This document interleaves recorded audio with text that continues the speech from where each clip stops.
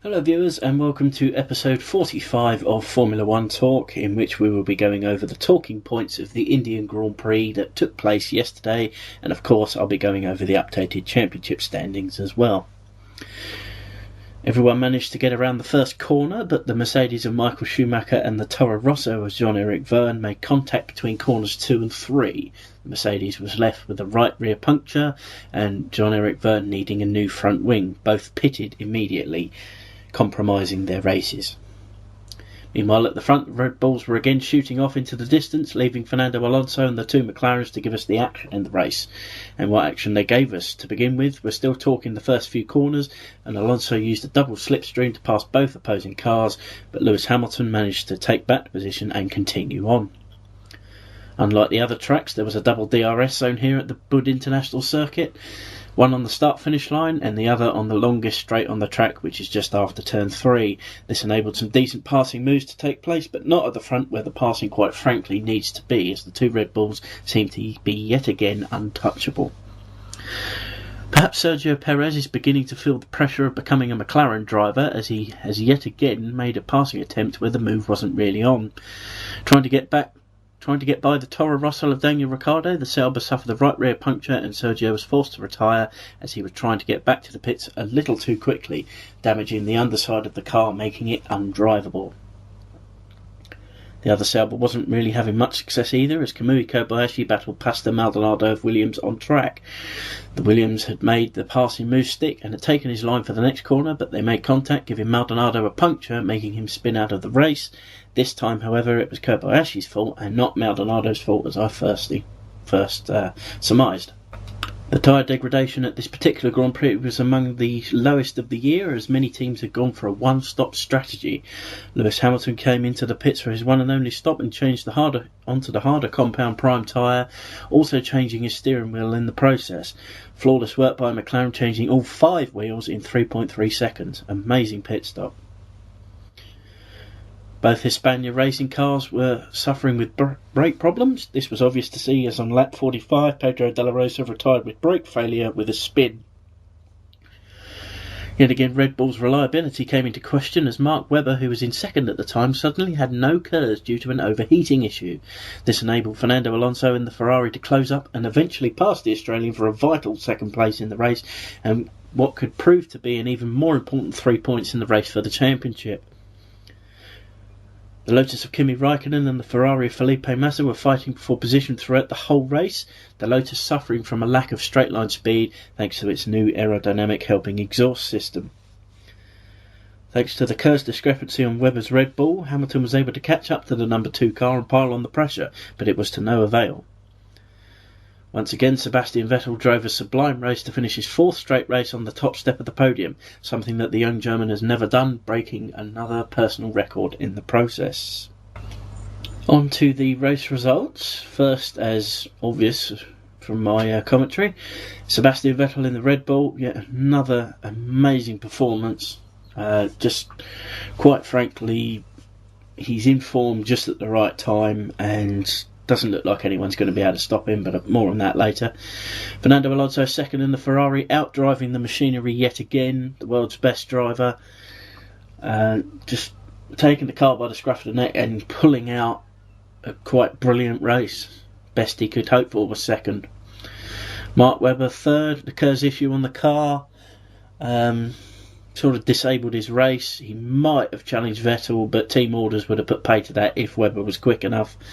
But the KERS issue stopped him being competitive, got passed by Fernando, and yet again obviously playing second fiddle.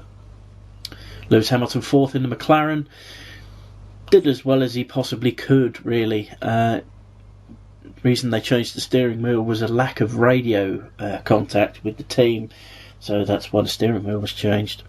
Jenson Button 5th, and it's obvious to see that Lewis Hamilton is the better of the two McLaren drivers, so McLaren losing their best driver to Mercedes next year.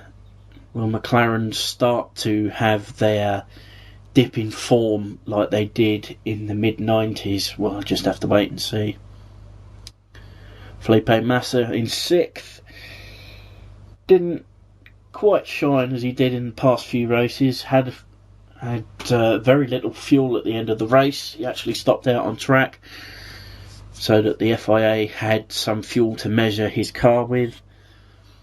Kimi Raikkonen 7th in the Lotus. As I said earlier, the aerodynamics exhaust system has disabled the frontline speed, so to speak, of the Lotus. But 7th not bad, but Raikkonen clearly out of the title picture now. Nico Hülkenberg 8th in the Force India, yet again scoring points where his teammate didn't. You can clearly see why he is a hot commodity. Romain Grosjean 9th, uneventful race for Romain this time, but is uneventful leading to his downfall? Is it leading to non-compliance for next season? Is he going to get a drive? Isn't he? We don't know. And Bruno Senna scoring another point for Williams in 10th. Bruno Senna has been scoring more consistently than Pastor Maldonado, but it's 8th, 9th and 10th. And is 8th, 9th and 10th going to be enough to save his career in Formula 1? I don't think so. Bruno Senna at best next year will be a test driver. On to the drivers' standings now, and as you might expect with the 4 races at the front, Sebastian Vettel is leading the championship on 240 points. 13 points behind him is Fernando Alonso. Kimi Raikkonen is still 3rd in the Lotus despite scoring less than his rivals. He's on 173. Mark Webber 4th now with another podium finish. He's on 167. Lewis Hamilton on 165. He's down to 5th. Jenson Button 6th on 141. Nico Rosberg 7th on 93. Another non-score for him, but at least he finished the race this time.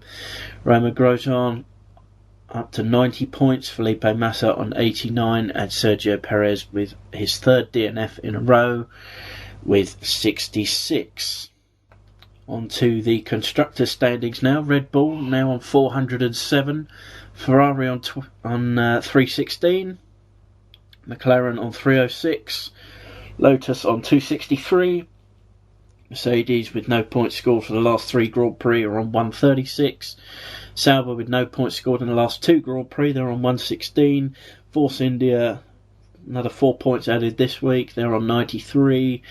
Williams on 59. Toro Rosso on 9th on 21. 3 newer teams yet to score, and they probably won't. In conclusion, we can safely say that the 13-point gap between Vettel and Alonso will be hard for the Spaniard to make up. Alonso really needs Vettel to score a DNF in Abu Dhabi next week to keep this championship going down to the wire. It's also clear that Ferrari need to gain around 0.2 of a second to give Alonso the chance to take the fight to the Red Bulls. Speaking of the Red Bulls, yet again Mark Webber had a problem in the race where Vettel had none. This, however, has always been a problem with number 2 cars. Think back to David Coulthard at McLaren when Mika Hakkinen was team leader. Think back to Eddie Irvine and Rubens Barrichello when Michael Schumacher was at Ferrari. It's always been the same. The number 1 driver will always have the best parts that a team can produce. Not that Red Bull will be able to explain why Sebastian didn't have a problem with his KERS when Webber did, because McLaren couldn't back in the day and Ferrari certainly couldn't or even wouldn't either. So we are winding down this championship, and the advantage is with Vettel and the Red Bulls. Ferrari say that they have some updates ready for Abu Dhabi in a week's time, but will it be a case of too little too late? We will get our answer in 7 days' time.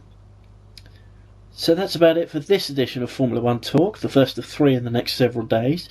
I thank you for watching, and I'll talk to you again later this week for more F1 Talk.